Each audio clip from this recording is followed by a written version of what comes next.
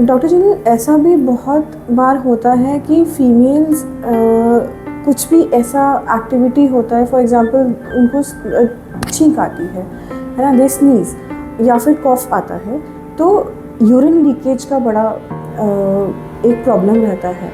किस तरीके से हैंडल हम उस चीज़ को कर सकते हैं?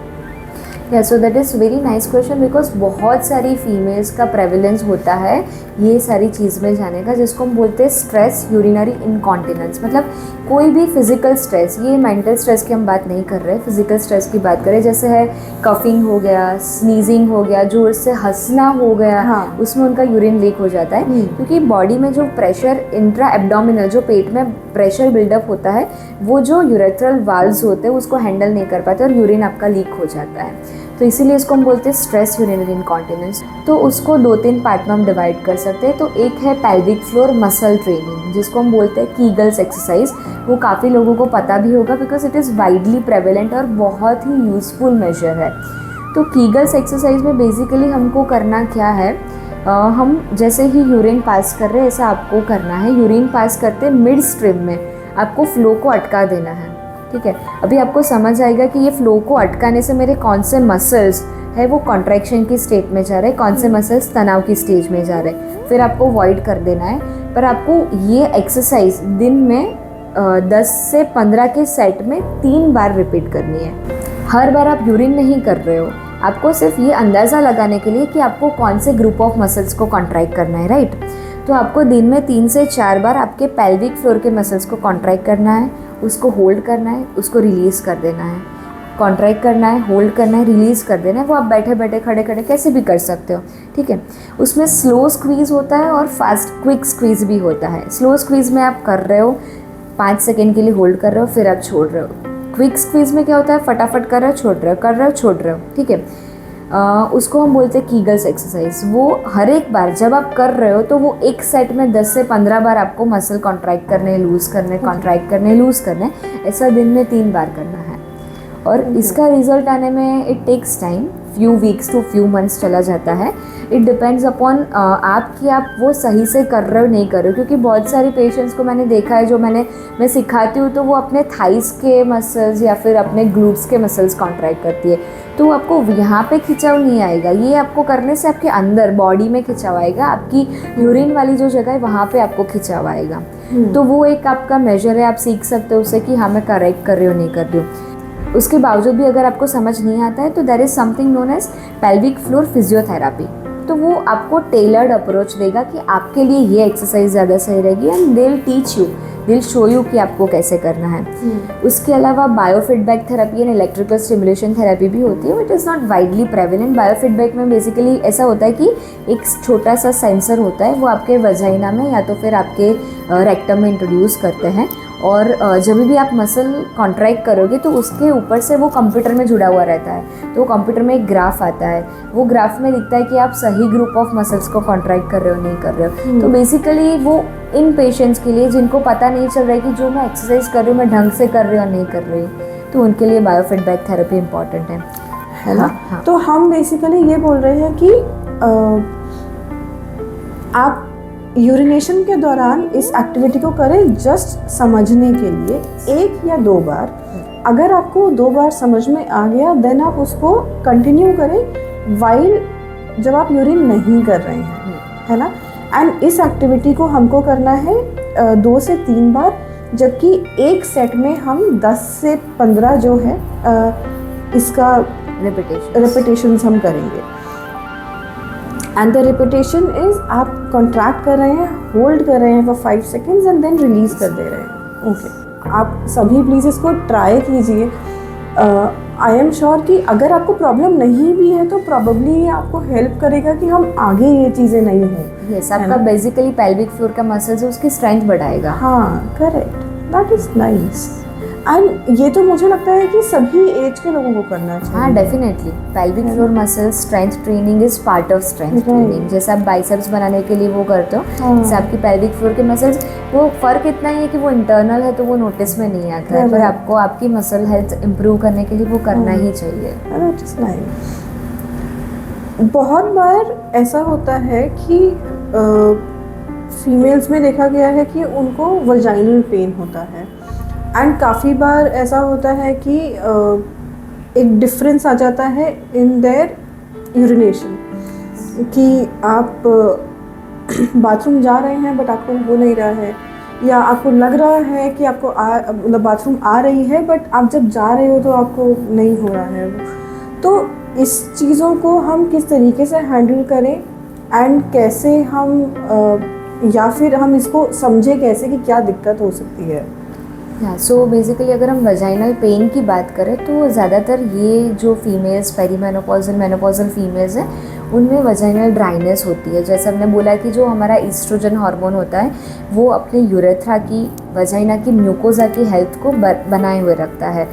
म्यूकोजा माने कि परत जो होती है वो उसकी इलास्टिसिटी है, उसमें हाइड्रेशन जो वाटर का कंटेंट है, कोलाजन का कंटेंट है, वो सब ईस्ट्रोजन नाम का हार्मोन जो होता है हमारी बॉडी में वो उसको चेक में रखता है। पर अभी ईस्ट्रोजन कम हो गया तो हमारी बॉडी में वजाइनल ड्राइनेस स्टार्ट हो जाती है, जिसके कारण प्रिकिंग पेन, जैसे हम बोलते हैं कि सुई लगी तो जैसा पेन हुआ, ऐसे वाले पेन सेंसेशंस बहुत सारी महिलाओं में आते हैं, कि जिसको वो डिस्क्राइब करती है कि मुझे नीचे से कुछ झुनझुना जैसा पेन हो रहा है, जिसको हम वजाइनल पेन बोलते हैं। सो बेसिकली वो ड्राइनेस के कारण होता है।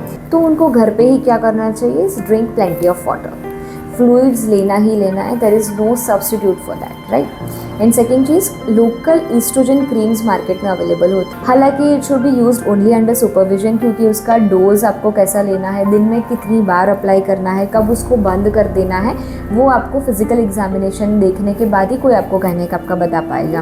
करेक्ट। और दूसरी चीज़ है यूरिनरी प्रॉब्लम्स। तो एक तो है कि वो यूरिन होल्ड नहीं कर पाते हैं, स्नीज आया, कफ आया, या फिर जोर से लाफ किया तो भी उनका यूरिन लीक हो जाता है, तो उसको बोलते हैं स्ट्रेस यूरिनरी इनकॉन्टिनेंस। और जैसा आपने बताया कि उनको बाथरूम जाना है पर हो नहीं पाता है, and there is another set of population जिसको ऐसा होता है कि बाथरूम कर ली फिर भी थोड़ा थोड़ा ड्रिबल करता है, उसको हम बोलते हैं अर्ज इनकॉन्टिनेंस।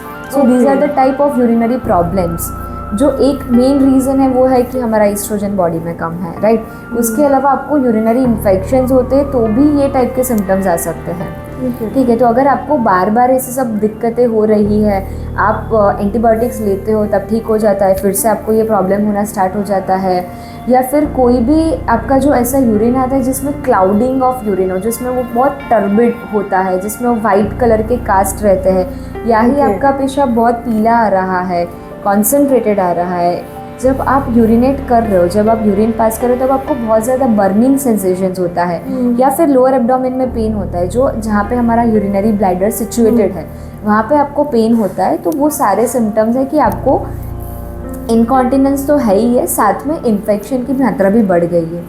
तो ऐसे केसेस में आपको आपका यूरिन रिपोर्ट करवा के आपके गायनेक को या आपके फिजिशियन को मिलना चाहिए, जो आपको करेक्टली गाइड कर पाएंगे कि आपको लो डोज एंटीबायोटिक्स लेनी है, कितने टाइम तक लेनी है, और क्या ऐसे सिरप से जो आप ले सकते हो जिससे आपकी यूरिन की पीएच मेंटेन रहे, जिससे आपका यूरिन इन्फेक्शन भी कम हो जाए, राइट। सो ये सारे सिम्टम्स जनरली एक लेडी इग्नोर करती है, हाँ ठीक है हो जाएगा, 5-10 दिन की बात है, अब तो मैं कम्प्लीटली फाइन हूँ, हो गया था फिर से हुआ, कोई बात नहीं, लास्ट टाइम भी ख़त्म हो गया था, इस बार भी ख़त्म हो जाएगा।